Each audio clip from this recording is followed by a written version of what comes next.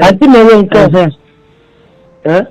mo rí fídíò kan láti àná mo dẹ̀ ti ráwọn write up kan látànà tó kàn tó ń lọ tó ń bọ̀ so mo gbọ́ ọ̀rọ̀ kan wọ́n ní ẹ̀sán pẹ̀lú oyún f'Agbala Gabriel. Agbala gan wà surprise pé àǹtí Ronke ó tún bí ní pé àǹtí Ronke ṣe é lóyún ni tí mo ti ẹ̀ ń ṣe wẹ̀yẹ pé àdábì irú ìbéèrè wo ni. ṣé mọ̀ yìí pé kíní bímọ fún Ronke ọmọ ìyá Àbíkẹ́ Arayele máa play voice note. ẹ rí i pé ọ̀rọ̀ Àgbàlá Gabriel ó ti dójú ẹ̀ báyìí ẹ rí i pé bí ẹnu bí ìjẹta yìí ni fídíò kan náà tún bẹ̀rẹ̀ sí í jà rìnrìn tó sọ wípé Ronke ọmọ ìyá Ìbejì ọmọ Arayele pé òun náà mà tún bímọ fún Àgbàlá Gabriel o ṣùgbọ́n báyìí o Ronke ọmọ ìyá Ìbejì ọmọ Arayele òun náà ti jáde ó ti wá ṣàlàyé tẹnu rẹ̀ o ṣùgbọ́n kó tó di pé mo máa play fídíò Ronke tó ti jáde tó ti sọ̀rọ̀ ẹ kọ́kọ́ gbọ́ fídíò tí àwọn èèyàn fi ń sọ wípé Ronke pé ó bímọ fún Àgbàlá Gabriel tẹ́ bá ti wá wo fídíò ọ̀hún tán lẹ́yìn ẹ̀ wá gbọ́ gbogbo nǹkan tí Ronke tó fi fèsì ọ̀rọ̀ Ronke náà ni mo kọ́kọ́ play níbẹ̀rẹ̀ fídíò yìí yẹn wá gbọ́ parí ẹ̀ níbi tí Ronke tó parí ọ̀rọ̀ títí ẹ̀ sí ẹ má gbàgbé ẹ bá mi wò sàlẹ̀ níbi tí wọ́n kọ subscribe sí ẹ kílìkì lé subscribe button yẹn ọwọ́ yín tẹ̀ fi ń bá wa tẹ subscribe ní orúkọ Jésù ẹ ò ní fi gbọ́ ọmọ sí o. mo rí gbogbo ẹ̀yin tẹ́ sẹ́ndì Àgbàlá Gabriel sí mi o mo fẹ́ kẹ́ ẹ da tọwọ́ yín lẹ́ẹ̀tàn ni o mo fẹ́ kẹ́ ẹ da tọwọ́ yín lẹ́ẹ̀tàn ni pé ọ̀rọ̀ Àgbàlá Gabriel ní tí mo ti predict tẹ́lẹ̀ ni there's nothing new but am I just as a briefing tí mo kàn máa sọ nípa there's nothing new wọ́n sì ti sí owó mi ń bẹ̀ àbí yóò ti sí owó mi ń bẹ̀ ẹni tí ilé bá dẹ̀ mọ́ ni bàrà o it's not because wọ́n bá bẹ̀bẹ̀ no voice note kan ti wà bí ìgbà tí mo fẹ́ bèèrè lọ́wọ́ Àgbàlá Gabriel tí bá ní kí n dá sọ̀rọ̀ Àgbàlá Gabriel wọ́n máa admit ẹ̀ hospital ṣùgbọ́n wọ́n máa admit ẹ̀ hospital torí ọ̀rọ̀ pọ̀ ń lẹ́ẹ̀kan especially nípa new tactics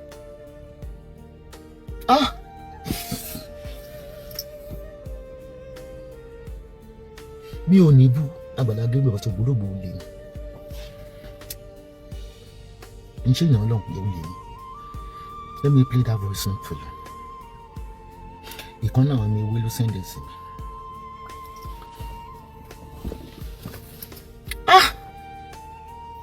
Nigeria government or your state government you can play.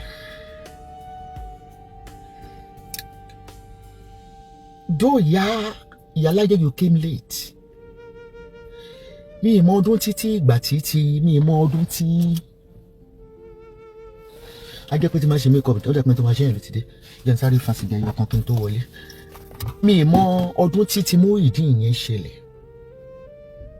You could have come out since. But at the same time tó bá tún jáde ńgbà yẹn mo tún rò wò pé tí Ìyálájé bá tún jáde ẹnu ayé wọn ló fẹ́ bá tiẹ̀ jẹ́ ni. Ìtẹ́ máa sọ nìyẹn. That is why when the majority speaks, but that is where we pay point. Yeah, just go inside. I'm coming now. Just let me finish this cigarette. Oh my God, okay, no problem. You're P mommy. Just 2 minutes. I'll be here there now. Tí Ìyálájé bá jáde ní àsìkò yẹn. Tí ó bá yẹ pé àwọn security. Ṣé mọ̀ yìí pé kíní bímọ fún Ronke ọmọ ìyá Ìbejì Arayele. My play voice note. Though some people are making a reference to the Bible, David, Jacob, no, because the church, no, there's nothing like a church. It's only a synagogue. You think a cartoon church in the Bible? Nothing like church. Yes, you need to say, but they want a synagogue. Bible center, no one in the Bible. We cannot be.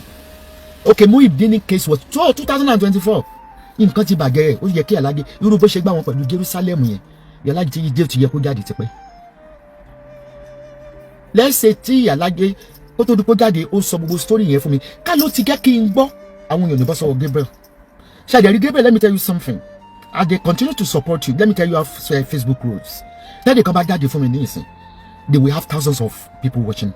Mo fún ẹ lóṣù mẹ́ta ọ̀nà ìyẹn kankan. That is social media. Some people might watch up one bello. But you know, my God is a man of God. You want what you need one more to buy. 2024. Mi ò lè blame Iyalaje. People support Muyideen. Because you know support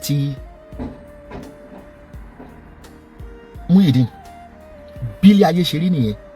Devil ní supporter. Light ní supporter. Ó deep gan. Mo fẹ́ kẹ́ gbọ́ díẹ̀ nínú kíní ọmọ ìyá Ibeji Arayele. Ọmọ ìyá Ibeji ó ní ọmọ 5 months old lọ́wọ́.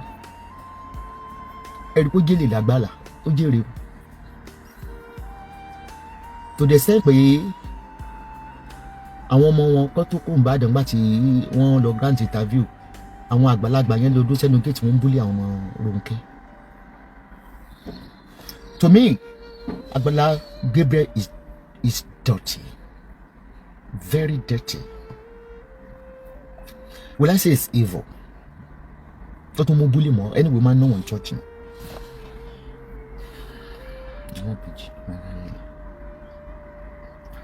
Mo ní bolo ti romo.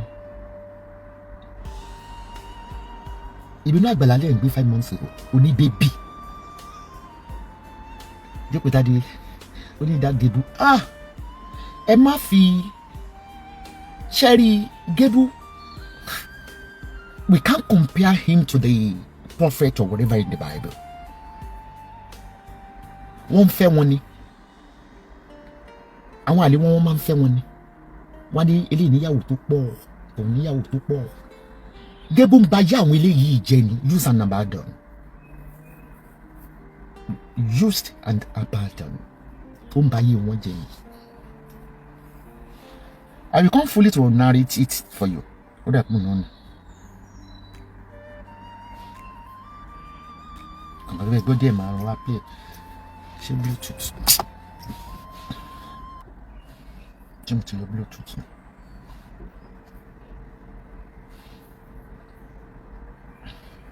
We need to save life from Agbala Gabriel. We need to create an awareness. Tí Iyalaje bá jáde ìyẹn fún Lọ́lá tó bá jáde yìí náà lè máa bùkún fẹ́ bá tiẹ̀ gé. That is all. Ṣe rí pé tí voice note yẹn ni I don't know why it's not playing again. Maybe I disconnected it. That's exactly pé Ibeji Arayele voice note. So I have to go and answer to the call because ẹ kàn ń pariwo ni. Ẹ rí pé tí fracas wà lórí social media gbogbo ènìyàn tó ti ní accumulated grudges àsìkò tẹ́lẹ̀ kan bá jáde. So yeah, àsìkò tí èèyàn kan bá jáde, I can't leave the person that leave Agbala. I can't because it's on social media. I'm a blogger. We talk on what we see on social media. Ṣé mo bá yín gbé Ìbàdàn? Mo ti block orí ìyálàyà mi ti dà. Can't leave it out. We need to create our awareness. Ó ń bá yá àwọn ọmọ yẹn jẹ́ ni. Ìsídà kó máa lo nǹkan lára wọn. Ìsídà kó máa fi nǹkan pawókó. If not so, how can somebody have twins? Twins. Don't want precious. Ọ̀rọ̀ pọ̀ ní ìdí ọ̀rọ̀ yẹn mi gan ṣe investigation mi lọ. So in that aspect, tí èèyàn kan bá gbéyàn kan jà, ẹ rí pé speakers máa pọ̀, oníkálukú because they need the support. Tó tí wọ́n ti pé ẹnìkan kọ́ ló ń jà wàdí, èèyàn kọ́kọ́ ló ń jẹ́jọ́ mọ́. But mistake tí Iyalaje ṣe ni wípé nígbà tó ti mọ Muyideen yẹn tó ti máa ṣe ti Muyideen bí a kò tí mọ̀ ń gbà yẹn gba ló ti yẹ kó pariwo jáde orúbó ṣe scam wọn fún Jerusalem kò ní happen. The guy is just gullible. Kò lè dá church ilẹ̀ nílùú ìbò wọn ti close it up wọn ti file tax fún. It's not the way the pastors in the Bible Eriki Dáfídì àbáwọn prophet kìíní kọ́ máa lẹ̀mí kọ́ máa bírú èyí tí gẹ̀wèrè actress yẹn lọ ṣe náà láwọn àwọn ṣe exhortation àjẹ́ náà ló máa ń dá àjẹ́ mọ́. So kéèsì ẹ̀pọ̀ gan-an I will come and play the voice note tèmi náà gbà. It's so pathetic. It's so pathetic. The government cannot do anything. It's so pathetic. It's so pathetic. We'll get up in a virgin. It's so pathetic. You are using them diabolically. Òun dàbí olórin kan tá a mọ̀ ní bí àwọn olórin. Wọ́n á bá obìnrin sùn. Wọ́n á mú àwọn wọ́n á bóbìnrin kan sùn. Henceforth, gbogbo obìnrin tó bá ti ń gorí wọn báyìí, á sì kí ẹ̀ máa lọ. Gbogbo ọkùnrin bá ti ń gorí wọn, á sì kí. Sórí. No. Agbala Gabriel deceived the public on a Ibeji Arayele. And we watched where Ibeji had an interview. She stood up without a support. She only has a mild stroke. Mild stroke. She says she's able to act, to continue her job as an actress. That's Arayele. I'm going to play the show on Sunday. Who's deceiving who here? Meanwhile, when you are brought, whenever Agbala Gabriel brings you out,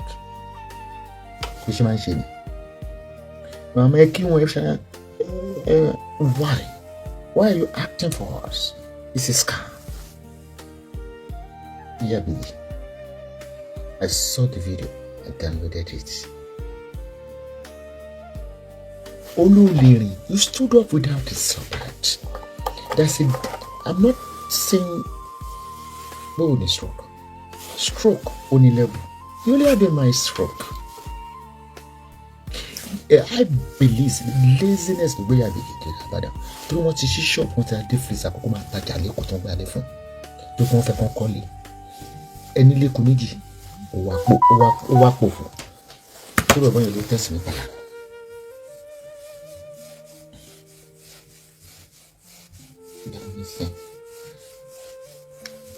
Wọ́n ti settle ẹ̀. Foundation for look at the settle yìí. Wọ́n ti gbalẹ̀ yìí. Wọ́n sanwó ọdún méjì. Wọ́n gba shop. Wọ́n ra day freezer. Ẹgbẹ́ kó wọ́n kọ́ ní Ìbàdàn. Ẹ̀yà dànù. That's why I'm in support of Ronke. Àwọn èèyàn sọ pé pé mo dájú no, I'm being factual.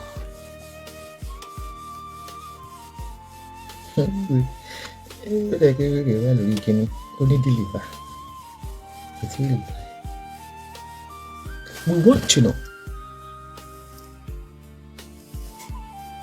Ìgbà tó ń ṣe interview ẹ̀. Ó láì kókó lára mi lé. The public, mi mọ̀ bí àwọn ti address ẹ̀. That is why when Esabo talks, because I'm a veteran blogger with a website, I reach people. Always slow, and I will bring your old video. Ṣé Dan afẹ́mọ̀? Ṣé Demola Amusan ló ní kó wá máa dramatize ni? I want to know. Because it will scare everybody. Yeah. Mama in there, it's a magazine, you didn't and you complicated yourself. When you went for an interview a week ago, you stood up. I'm not saying you don't have a stroke, you have a partial stroke. To get me, Kalu do say Koton run shop physio, or when you can get it, really affect all your limping. But you confirmed yourself that you are able to go back to work.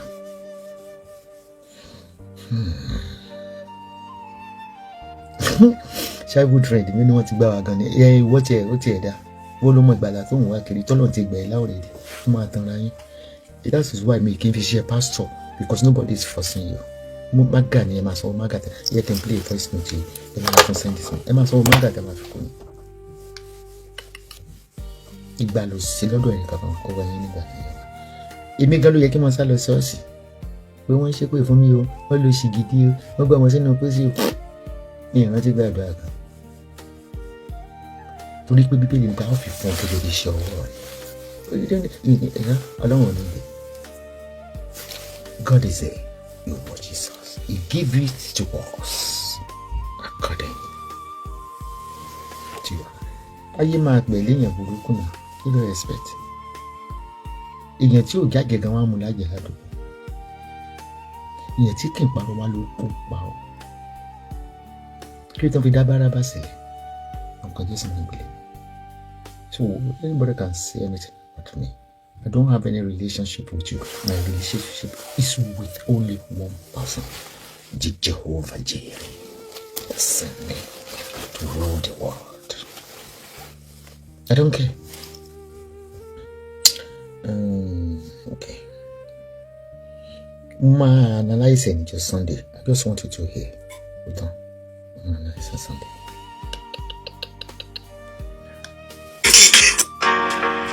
No.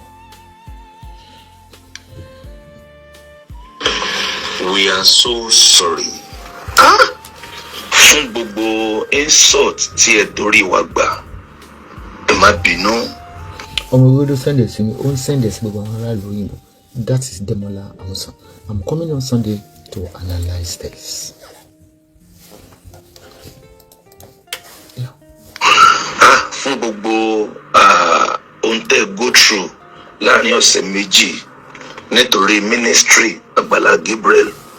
Ẹ má bínú. Ó dùn wá láti ọkàn pé nítorí ministry tẹ́ fẹ́ràn. Ó dùn wá pé ọ̀pọ̀lọpọ̀ insult lẹ ti gbà láti ẹnu àwọn tí ò tiẹ̀ bet lábẹ́ ohun gbogbo. Ẹ má bínú. Ẹ má bínú. Demola, I warned you when they begged on your behalf, when you were on the conference call. Monema da any kakale. Stop directly or indirectly insult bloggers.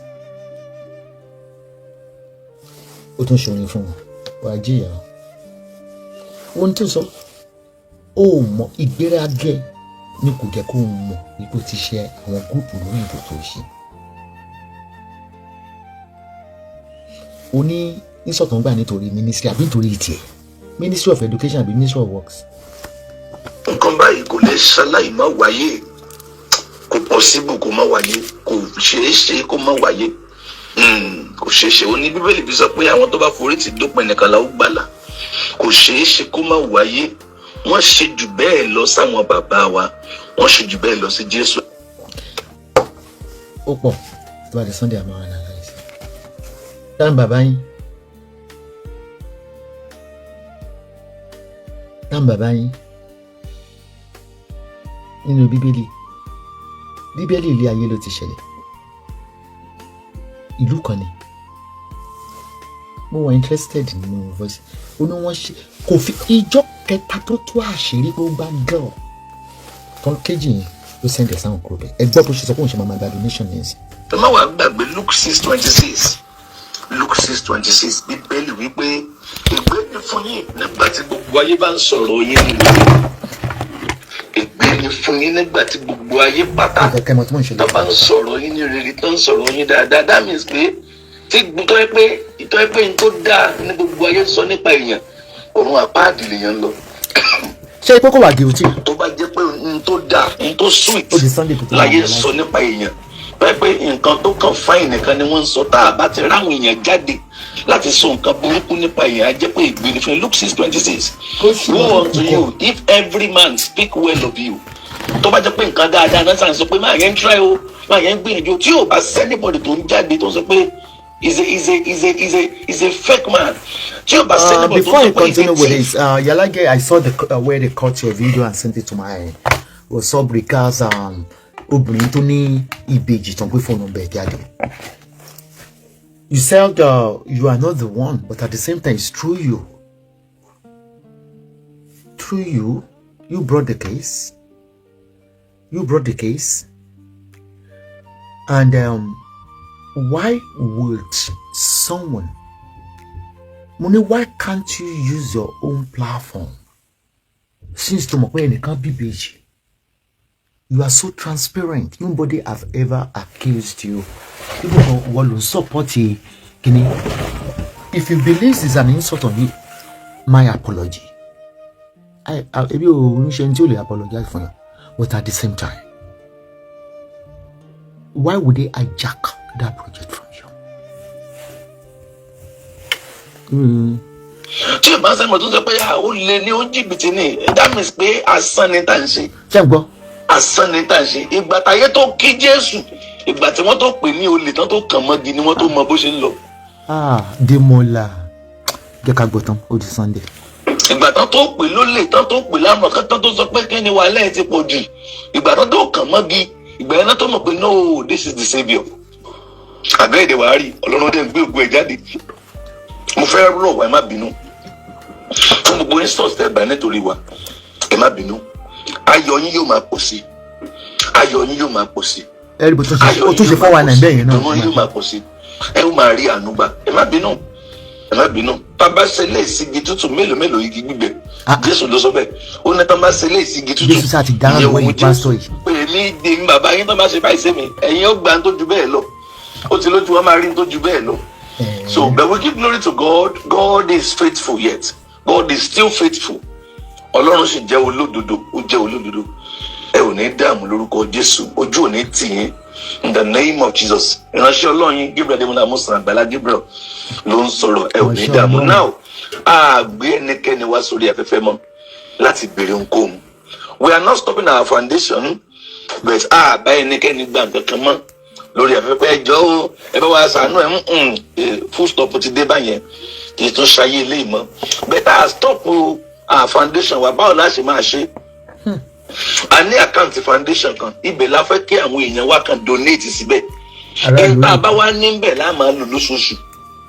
A kàn máa lò ìbáàjẹ́ 1 million lá níbẹ̀, ìbáàjẹ́ 100,000 lá níbẹ̀, ìbáàjẹ́ 200,000 lá níbẹ̀, ìbáàjẹ́ 50 million lá níbẹ̀. Ìgbà bá wá níbẹ̀, àwọn kan máa ṣe. Ṣé pé owó yẹn ti wà ní foundation account wa? Wọ́n dá fún ẹnikẹ́ni, wọ́n dá fún organization ni. So a máa wá ní ọ́fíìsì kan ní gbòòrò, kì í ṣe church mọ́. A máa ní ọ́fíìsì kan ní gbòòrò because helping people is like, you know, is what I live for. Wàá gbẹ́ anybody wa mọ́ wọ́n ti gbé wá ìlú náà gbà fún no. A máa ní ọ́fíìsì. Kì í dẹ́ ṣe ọ́fíìsì àwọn aláìsàn, kì í ṣe pé aláìsàn. Ǹjẹ́ bóyá opó tí ọkọ ẹ̀kú tó nílò ṣọ́ọ̀bù tó nílò kan bá rẹ́ǹtì ilé, bójá àwọn kìnnìkan tá a fẹ́ pín oúnjẹ fún, a fẹ́ pín rẹ́ẹ̀sì fún, ó máa ní ọ́fíìsì. Ṣé mo bẹ́ẹ̀ ọmọ pé aláìsàn tí ó bá pín owó, aláìsàn máa pariwo pé n tó ń gbé lọ, ó wá láwọn ẹ̀gbọ́n ṣẹ́ ń gbọ́ tactics ẹ̀. Tó máa jẹ́ Agbala Gabriel Charity Foundation. Ọjọ́ tá a bá fẹ́ ṣe nǹkan yẹn àti jẹ́ kọ́mọ nǹkan a fẹ́ ṣe ó yẹ wá gbà lọ́fíìsì, ó yẹ bẹ́ẹ̀ máa lọ. Okay o, a fẹ́ visit hospital kan lé ní o, a fẹ́ lọ sanwó hospital yẹn 3, a kàn lọ bẹ̀ á sanwó àdẹ́kù mbẹ́. I can record pé thank God Ọlọ́run ló wà fún nǹkan báyìí, Ọlọ́run ló wà fún nǹkan báyìí, kojú bẹ́ẹ̀ lọ. That's what we are doing now. Account foundation yẹn ni mo fẹ́ rọ̀ wá kájọ nípa orí ọ̀fẹ́ Jésù bọ́ọ̀lù máa ṣe fún wa ká gbọ́n wọ́ sínú ẹ̀. Ká ní owó díẹ̀ nílẹ̀ nínú foundation account. A máa lò ó. Àgbẹ̀ níbodè jáde. So yẹn ò wà accountable kò wà public. A máa lò ó. A ti mọ̀ pé kí lóṣù níta nílẹ̀ lílé. Ìṣàmì ní sọpọ́jọ́ báyìí, ókè mo dáadé lé mọ́jọ́, ókè sí láti rí nìsín. Àwọn díẹ̀díẹ̀ àti máa gbọ́n wọ́n sínú ẹ̀. Àkàmá ti wà ní nǹkan ò tí ì bọ̀, ó tún ju eléyìí kiri. Ó ní nǹkan kan tí mo fi sínú account foundation láì gbé anybody jáde, àwa la mọ̀ pé ókè ní ta fẹ́ lò fún rè. Inú tẹ bá dání láti máa gba ọ́fíìsì àti máa set up ọ́fíìsì. A set up láwọn workers already. Ọlọ́run ń lò wá ẹgbó. Ògo ní fọ́lọ́run lókè ọ̀run. We thank God for ayélujára fọ́tọ́lọ́ ṣe. Ojú ò ní tí ẹ má padà o. Ẹ má padà lẹ́yìn wa. Account foundation yẹn 1313-7244 vec kan mọ́ ìyẹn ti stop. But we are not stopping our foundation because Bíbélì ni ẹ má sì jẹ́ kí agara dá yín ní orí ṣíṣe. Ẹ má sì jẹ́ kí agara dá yín. Ó nítorí pé nígbà díẹ̀ sẹ́ ó gbà á gbọ́dọ̀ stop. Ọlọ́run ò ní jẹ́. Ogun ni a gbọ́dọ̀ stop. Ó ti wá ní another way. Àwọn àṣẹ àgbẹ̀ níbọ̀dì wa mọ̀ pé ẹjọ́ ó dé lò ó. Ó ti gba ọgbọ́n Ọlọ́run báyìí, ojú ò ní tì yín. Inú mi á dùn, ẹ má fi wálẹ̀. Ẹ̀yin náà gbọ́wọ́ sínú account foundation tọ́lọ́ máa ti fún yín. N tó bá wà nílẹ̀ láà máa lò. Ẹ má gbàgbé inú ẹ̀ àwọn ọmọ ọba òṣìṣẹ́ tó bá wá iṣẹ́ inú ẹ̀ náà láti máa san salary wọn. Inú ẹ̀ láti máa maintain 1 or 2 things. Ojú ò ní tì. Ẹ má fi wálẹ̀ o. Yóò dára fún yín. Ìránṣẹ́ Ọlọ́run Agbala Gabriel. God bless you. Tó bá di Sunday a fẹ́ mọ fóònù tọ́lọ́run fi pè. Nígbà tí Ọlọ́run ò gbé ìnira fún gbogbo yín. Ọlọ́run ò gbé ìnira fún yín. Wọ́n ti mórúkọ yín lọlé babaláwo for sure. Ẹ dáwó kú ni. Ó ní àní ṣe àwọn aláìsàn mọ́. Pé aláìsàn tí ó bá rógbà á tún pariwo pé Àgbàlá mo kọ́kọ́ lọ. ó láwọn pọ̀ àwọn wà máa lọ sí hospital ó lẹ́ẹ̀ gbọ́dọ̀ dúró language yẹn gan mo fẹ́ la pé ẹ gbọ́dọ̀ dúró níta bá wí fún olúgbò òun sọ. childhood friend mi wọn Ìbàdàn mo dúpẹ́ mọ́dàwọ́ àti dáwọ́ dúró bó ṣe lọ ṣe ìṣìnà sí Bàṣáò lọ́dọ̀ àwọn justice for Mohbad náà ni Ọlọ́run ló kọ́ àgbàlagbà sí ní àti ìdọ́jọ́ akínní owó tá a bá ní ìṣó yẹ ká máa fi lọ́dídé ó Irish passport àbẹ́ẹ̀rí ẹ̀rọ Ọlọ́run bí ó ní tí wọ́n bá pa ó ní wọ́n parọ́ mọ́ Jésù ògbólógbò lè ní bàbá yìí ògbólógbò lè.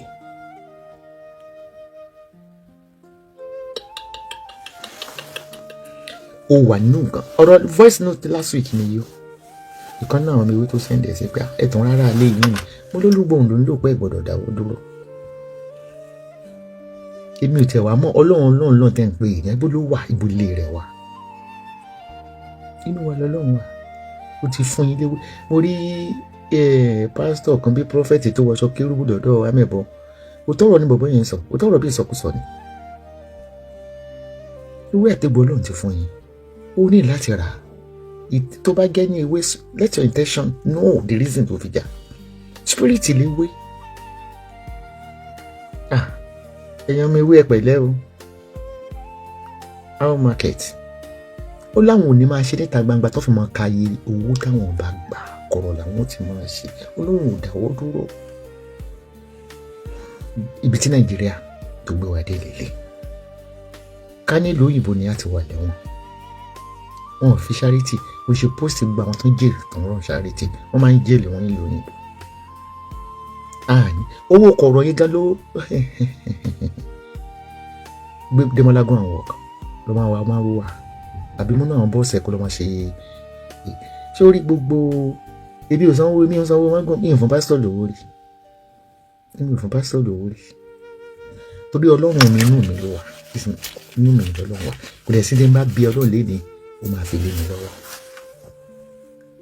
lé mi lọ́wọ́ anyway a kó palẹ̀mọ́ ọjọ́ ìbí aláṣàbẹ̀ March 26 a máa ṣe ní orí TikTok and YouTube party gẹ́ngẹ́n council party Houston Texas ní Sugarland ní America on the 3rd is a Sabbath night. On the 4th is a Sabbath party. April 3rd and 4th. No filler, no invitation. No gele, no invitation. Mo ṣe pin me, phone number wọn tó ń ṣe. I'm not in that group. They are celebrating me as usual.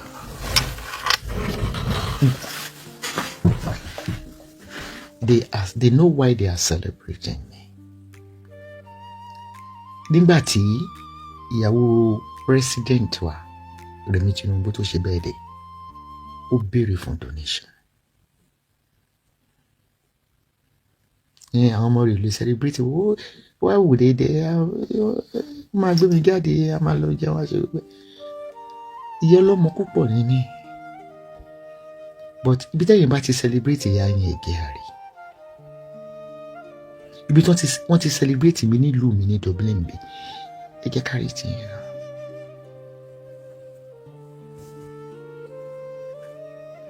ẹ ṣeun gbogbo ẹ̀yin tèmi mọ̀ pé ó máa pẹ́ tó yìí máa lọ ṣiṣẹ́ mi parí ní orí laptop lókè.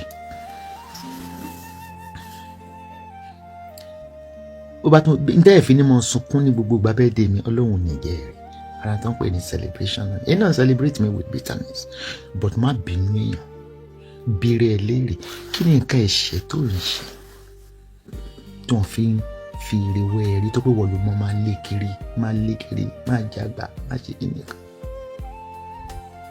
ẹni tó bá wù àwa ti sọ tiwa náà mi ò lè plead jù mi ìmọ̀ tó yìn ìdúró gangan mi mọ̀ but mo mọ̀ pé béèrè ẹ léèrè ṣó competition fún yín rí ṣó immigration fún yín rí gbogbo tá à ń ṣe a máa jẹ́wọ́ rẹ̀ fún Ọlọ́run ẹsẹ̀ kàmá there is a karma because tí wọ́n arrest ẹ fún ni pé wọ́n ní kó wá account tó kú sínú charity. If you knows nothing about it, go and answer the call. Where are you? Kẹ́sàbọ̀ dùn máa bọ̀ náà jẹ́ ibi wọ́n declare me wanted. Wọ́n gba rí ìṣìní ní British ni tí wọ́n rí mi lẹ́ẹ̀kan tó dé wọ́n ṣe declare me wanted kó wọ́n wà mí. Pẹ̀lú bí mo ṣe ń bú gọ́ọ̀mẹ̀ntì gan láti orí Ọbásanjọ́ orí kan declare me wanted rí. Nítorí wá wọlé ẹnu ló lè sọ wọ́n mọ̀ pé iṣẹ́ tèmi ni mò ń ṣe. But wọn ò lè lẹ́rú nǹkan mọ́ yẹn mọ́ ìmí o. Màá kú sí Nàìjíríà yẹn àfi tó máa yọ. Ẹ má gbọ́ òkè máa tafà. But nítorí pé you been jailed, you want others to be jailed. Kéèsì yín ò papọ̀. Díà, kéèsì yín ò papọ̀. Government are asking you, the police are asking you for a clarification. Ṣé o mọ̀ bó ṣe wà ní ìsìn wọn ti gbé bench warrant lé lórí because o jump bail ni. Ètò ìsọpọ̀ lò Nàìjíríà yẹn don't even try it. Bench warrant téèyàn bá jump bail is another offence. Àjẹgbọ́dọ̀ ẹ máa wọ ẹni kúnra. Ó mọ̀ pé tí mo sọ pé mo lọ Nàìjíríà ṣé mo ń ṣe party Nàìjíríà ṣé mo run charity Nàìjíríà no. Papọ̀. Mo ní tẹ́lọ́rùn pẹ̀lú mo ṣe wà nílùú òyìnbó. Mi ò nàgà mo ṣòro Nàìjíríà. Ní tó wà lẹ́yìn, if truly you can account for the death of Ibeji, why are you scared? Go.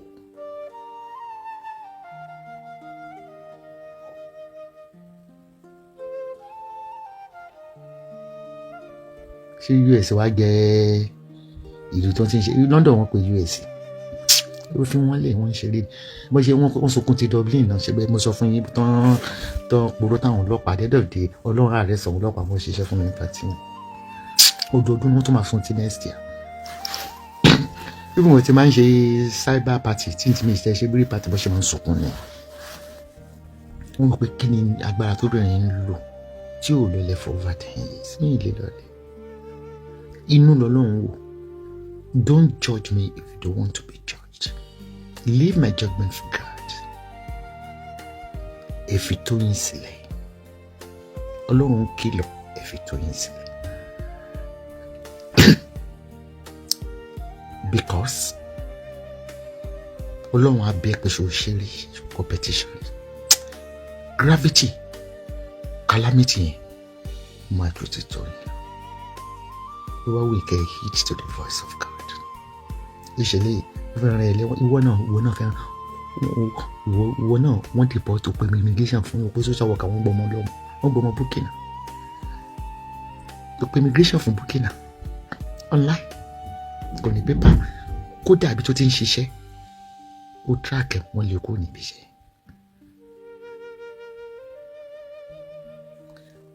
Òǹbù mi ò ṣépè fọmọ mi èdè YouTube ẹ egbére YouTube ẹ òun YouTube mi bẹ̀rẹ̀ sí ń strike wà gbélébọ̀ kò ní ṣe pé ó rò pé gbogbo tí tó ṣe ní years ago ni. Ẹni bá fẹ́ bọ́ lọ́rùn jàríjà Ọlọ́run kò affect channel mi o.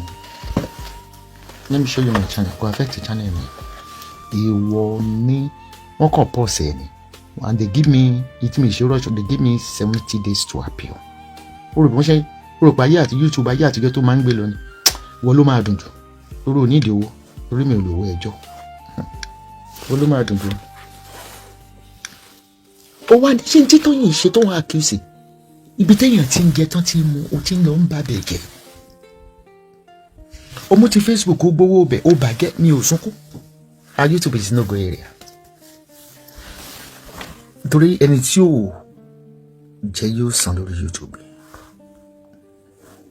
ó ní kò affect YouTube mi ó ní tó ṣe ní wípé sorry ó ní the video cannot be irọ́ ó ti ẹ̀kọ́ lélẹ̀ wọ́n ti release ilé nítorí orin lélẹ̀ bẹ́rù bá mọ́ náà ní ó ti sọ́ọ̀tì kò affect YouTube mi ó dẹ̀ pé tí mo ṣe ń bẹ̀ ní confirmation ó affect yẹn gba point wà rí ibi tó ti sọ fún mi wípé ó dẹ̀ pọ̀ wà rí pé ti fídíò máa méjì ní ìfún táìtù ó ní kò follow community ó remove ẹ̀ ṣòye mo review ẹ̀ ó restore ìpadà and this particular video tó ń sọ gan ṣé kí n fi hàn lórí fóònù ó dẹ̀ ṣe mí lórí pé I'm going to reload it again. ṣé mi ṣe pé fọmọ rẹ ni mo ń béèrè pé ta ni bàbá bébì ìṣèwádìí mo náà máa ń sọ pé wọn ṣe kílíkẹ èmi náà dẹ́ béèrè pé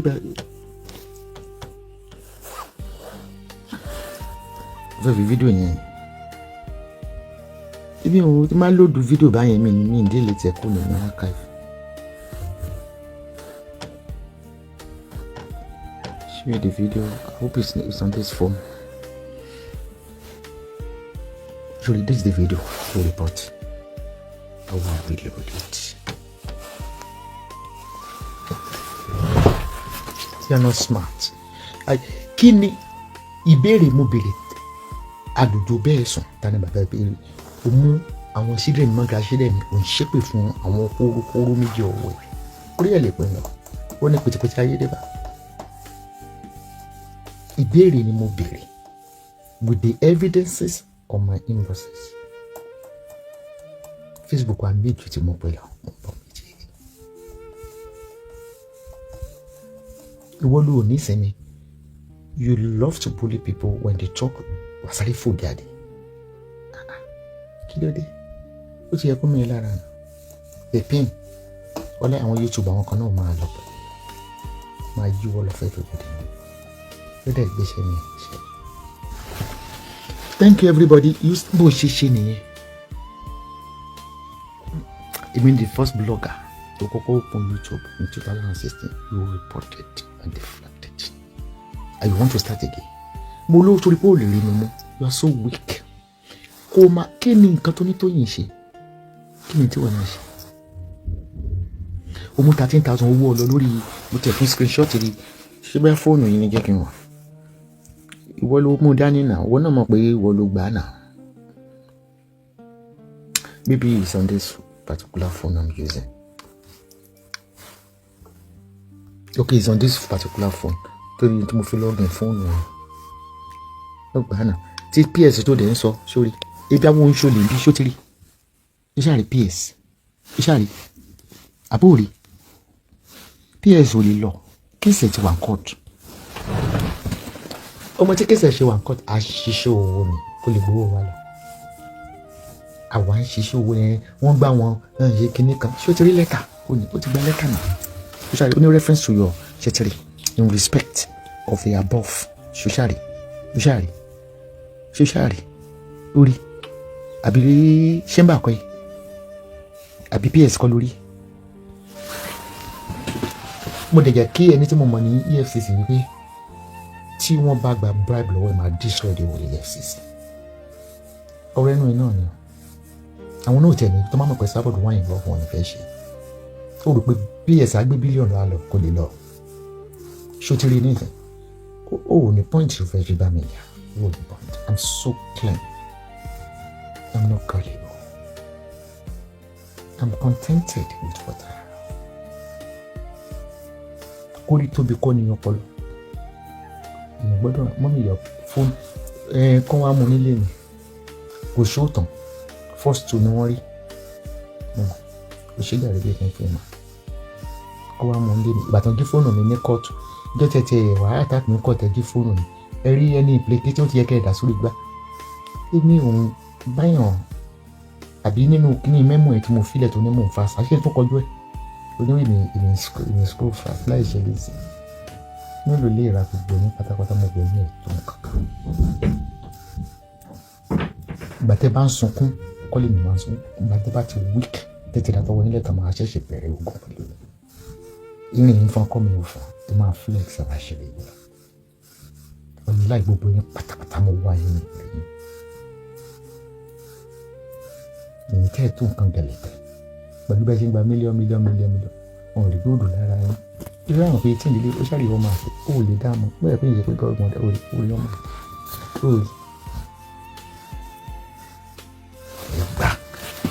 We are not cancelling the party, please. You or èèyàn mi will get you are used to their threat every year. Ìjọba ní gbígbé mọ́ gbogbo ìlú mo ní gbogbo ìlú lágbà fún mi.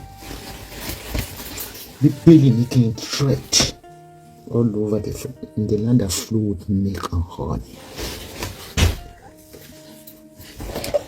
Adédèjì bá ní kókó fún àwọn ọmọ yẹn lè. Action is better than words. Fún àwọn ọmọ yẹn lè. Fún àwọn ọmọ yẹn lè.